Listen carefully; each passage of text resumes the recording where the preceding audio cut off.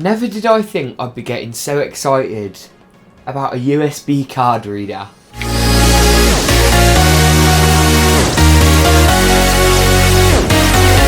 Welcome back to another GeekaWhat video, and today I'm taking a look at these two pieces of kit from Anker. These are both USB 3 card readers, and that's basically it. Now let me start this video off with a little bit of context before we go through to the bulk of the review. Now, I always see people, specifically vloggers in the content creation sort of area, if you will, so YouTube, Facebook, Twitter, Instagram, all that kind of stuff, moaning about these card readers they've bought off the internet, not these specifically, but just card readers in general, that they've plugged their SD card in and lost all their footage. And with me running my new PC very soon and me wanting to optimise my workflow, I thought, I want to prevent that from happening. I don't want that to happen to me, so I thought, let's go with a reliable brand. And that reliable brand is Anker, and those are the card readers I'm going to be looking at in today's video. Now let's start off with a physical overview, and then we'll go into performance, usability, design, value, all that good stuff. So let's start off with the bigger unit. Now we get a short USB cable with a USB 3.0 connector on the end for allowing up to 5 gigabits per second of bandwidth, which is really nice actually. USB 2 was way slower, and whilst USB 3.1 doubles that again, you aren't going to be using any cards with USB 3.1 10 gigabit speeds anyway, and you really need your photos to transfer over at 10 gigabits per second. Not really. If you take a look at the back, we've just got our simple verification of all the European and American standards for child safety and all that kind of stuff. ROHS certified, all the stuff that you need to know. Model numbers, that kind of boring stuff. If we look at the front, we've got a nice Anker logo on a really glossy, fingerprint attracting front facade, if you will. The whole unit is glossy, not matte. However, I don't really mind it in this case. We've also got a silver corner kind of design, if you will, going on in the bottom right, as well as a silver edge around the unit. We've got SD, MS, TF and CF, so CFast card readers on this device to allow you to transfer, read, write the most common card types. Now TF is your micro SD, you've got your SD, which is your full size SD cards, and you've also got your CF as well, and your MS for a load of compatibility across the different card and storage formats. If we then jump over to the slightly smaller guy, rather than having the certification on the back, it instead has it on the top, and instead only features a SD and a micro SD card reader, which is just great for portability.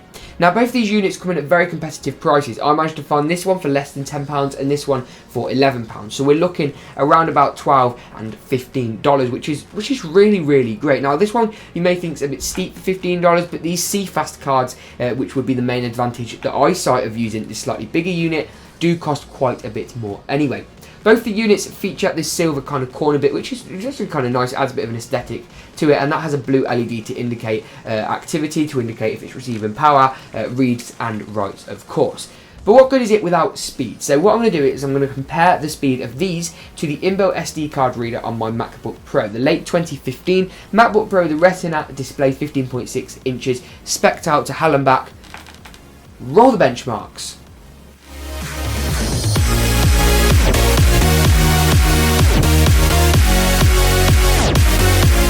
So as you can see from the benchmarks there, the performance of these is really nice, and it definitely provides an alternative to using the inbuilt card reader on a MacBook, for example. And those benchmarks were replicated across PC and the Linux operating systems, with a margin of error under 5%, showing consistency across all the different platforms. Now these will also be able to be used with a phone. If you were to get something like a micro USB to female USB adapter, you could shove that in, all good stuff like that. And I was really impressed with these units. Impressed so much so that these will now be my card readers of choice. I will always use these card readers until they fail me. I've transferred loads of files. All the files for probably the past 5 or 6 on camera videos such as this with these card readers, and I have to say I've been more than impressed.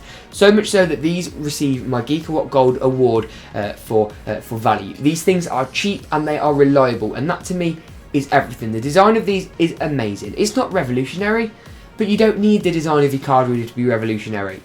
I also want to comment as well as to why I gave it this GeekaWhat Value Gold Award. Packaging. The only company that can replicate the packaging that Anker have done, probably the only company that excel, for me, the customer experience you get when you open the box, from the little notes that says happy with a question mark, and thank you for using Anker, and that nice organic recyclable packaging, is Apple. They are the only people to me that seem to surpass the quality of Anker's packaging. Not to mention their customer service. Now, they sent these over for review, but I did give their customer service a call and did give them a little bit of an ask about the unit. It was kind of a little bit of a stupid question, to be fair, but it just showed their familiarity with the units. I sent an email, I've tweeted at them before, and all my tweets have been acknowledged, and that's not because I'm a reviewer. That was before I'd reviewed their products. The tweets had always been acknowledged by them. Questions on email, on phone call, had always been answered conclusively, extensively.